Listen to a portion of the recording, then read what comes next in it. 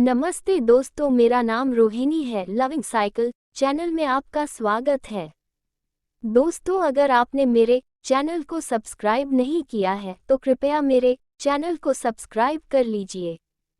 तो चलिए दोस्तों, शुरू करते हैं आज की कहानी।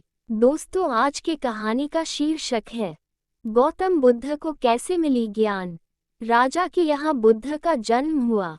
पिता ने ज्योतिषियों को बुलाकर भविष्य पूछा। उन्होंने कहा, या तो ये सम्राट होगा और या तो ये साधु होगा। एक तरह से देखा जाए तो सच्चा सम्राट भीतर से साधु ही होता है। जब ज्योतिषियों की भविष्यवाणी राजा ने सुनी तो वे घबरा गए कि मेरा बेटा साधु हो जाए, ऐसा ठीक नहीं होगा। राजा ने पूछा, कोई उपाय बताएं, क्योंकि मैं चाहता हूं कि राजा का पुत्र राजा ही बने। ज्योतिषियों ने कहा कि इसका लालन पालन व पूरा जीवन बड़ी सावधानी में बिताना होगा, अर्थात आपका पुत्र सिद्धार्थ कभी किसी बूढ़े व्यक्ति को न देखे, कभी किसी बीमार व्यक्ति को न देखे और कभी किसी मरे हुए व्यक्ति को न देखे। जब तक ऐसा होगा तब तक वे राजा ही बने रहेंगे। अगर ऐसा नहीं हुआ तो वे साधु बन जाएंगे। राजा शुद्धोधन ने अपने पुत्र सिद्धार्थ के लिए बढ़िया से बढ़िया, बड़े बड़े महल, अच्छे से अच्छा भोजन, दास दासियां और खाने पीने के सामान आदि वस्तुओं के ढेर लगा दिए। पिता ने पुत्र को सुख सुविधाओं में इतना उलझा दिया कि उसे बाहर का संसार याद ही नहीं आया। शुद्धोधन ने समझ लिया कि अब इतने सुखों के आगे साधु बनने का प्रश्न ही उपस्थित नहीं होता। वे निश्चित हो गए। राजा शुद्धोधन ने बिल्कुल पक्की व्यवस्था कर रखी थी कि उनका पुत्र सिद्धार्थ जीवन में कभी भी वृद्ध, बीमार और मृतक व्यक्ति को देख न सके, क्योंकि वे अपने पुत्र को खोना नहीं चाहते थे। सिद्धार्थ का जीवन ऐश्वर्य और सुख सुविधाओं में बीत रहा था। उनके जवान होने पर एक सुंदर कन्या यशोधरा से उनका विवाह हो गया। विवाह हो जाने पर शुद्धोधन की आधी चिंता मिट गई। अब तो शादी हो गई, अब कहाँ जाएगा? अब तो मेरा पुत्र बंधन में बंध गया है, अब उसके कहीं जाने का सवाल ही नहीं उठता। 1 वर्ष बाद बेटे का भी जन्म हो गया। उसका नाम राहुल रखा गया। अब राजा शुद्धोधन को बिल्कुल पक्का विश्वास हो गया कि अब ये कहीं नहीं जा सकता। एक दिन सिद्धार्थ ने कहा कि पिताजी, आज तक मैंने कभी अपनी राजधानी नहीं देखी, आपकी आज्ञा हो तो आज देख आऊं। राजा ने कहा, हाँ हाँ, अवश्य जाओ, अपना शहर देखकर आओ। एक सारथी को भी साथ में भेजा गया कि जाओ राजकुमार को राजधानी घुमा फिरा कर लाओ।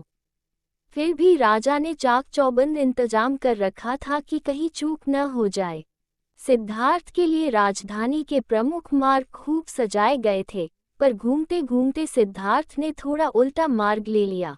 वे उस मार्ग से गुजरने लगे जहां पर तैयारी नहीं थी और आज उनको बहुत आश्चर्य हुआ जब पहली बार उन्होंने एक बूढ़े आदमी को देखा। कमर झुकी हुई, पूरी चमड़ी में झुर्रियां पड़ी थीं। वो परेशानी और दुख से बेहाल था। उसकी चाल बहुत धीमी थी। बूढ़े की झुकी हुई कमर को देखकर सिद्धार्थ को एक झटका लगा और सारथी से उन्होंने पूछा, क्या एक दिन मैं भी बूढ़ा हो जाऊंगा? सारथी ने कहा, हाँ राजकुमार, हर व्यक्ति के जीवन में 3 अवस्थाएं आती है, बचपन, जवानी और बुढ़ापा। एक दिन तुम भी बुढ़ापे की अवस्था में जाओगे। हे राजकुमार, ये संसार का नियम है। चाहे गरीब हो या अमीर, सबका शरीर शिथिल अर्थात बूढ़ा होता है। राजकुमार सोच में पड़ गया। सारथी ने रथ को आगे बढ़ाया तो कुछ दूरी पर एक बीमार व्यक्ति मिला, जो रोगों से घिरा हुआ था। उस पीड़ित व्यक्ति को देखकर राजकुमार का मन बहुत ही दुखी हुआ। राजकुमार ने पूछा, इसको क्या हुआ है? सारथी ने कहा, यह व्यक्ति बीमार है, इसलिए ये कराह रहा है। इस संसार में दुख और सुख दोनों हैं। यह अपने अपने भाग्य की बात है कि कोई दुखी है और कोई सुखी है। क्या मैं भी कभी बीमार हो सकता हूँ? सारथी ने कहा, आप यह विचार अभी छोड़ दें। समय बड़ा बलवान होता है। ये सारी बातें कर्मों पर निर्भर करती हैं। चाहे राजा हो या रंक, सुख दुख सब पर आते हैं। अगर शरीर में कोई रोग आना है तो वो आएगा। ये सब सुनकर राजकुमार सोच में पड़ गया। सारथी ने रथ को कुछ आगे बढ़ाया तो सामने से 4 कंधों के ऊपर एक अरथी को जाते हुए देखा। राजकुमार ने ऐसा पहली बार देखा था। उसने सारथी से पूछा, यह क्या है? यह आदमी मर गया है? यह मुर्दा है। जो व्यक्ति मर जाता है उसको बांधकर शमशान भूमि में ले जाते हैं, फिर वहां पर उसे जला दिया जाता है। राजकुमार ने कहा, क्या सबको मरना पड़ता है? हाँ, सबको मरना पड़ता है। यह मृत्युलोक है। जो जन्म लेता है उसे कभी न कभी अवश्य ही मरना पड़ता है। तो इसका मतलब ये हुआ कि ठीक इसी तरह से एक दिन मुझे भी मरना होगा। मेरी देह भी मुर्दा होगी और मुझको भी 4 कंधों पर उठाकर ले जाया जाएगा। मुझको भी ऐसे ही रस्सियों से बांधा जाएगा। मेरे भी आगे पीछे घर के सदस्य रोएंगे, तड़पेंगे और जिस संसार को मैंने इकट्ठा किया है वह सारा का सारा मुझसे छूट जाएगा। इसका मतलब ये हुआ कि क्या एक दिन मैं भी मर जाऊंगा? क्या एक दिन यशोधरा भी मर जाएगी? क्या एक दिन मेरा राहुल भी मर जाएगा?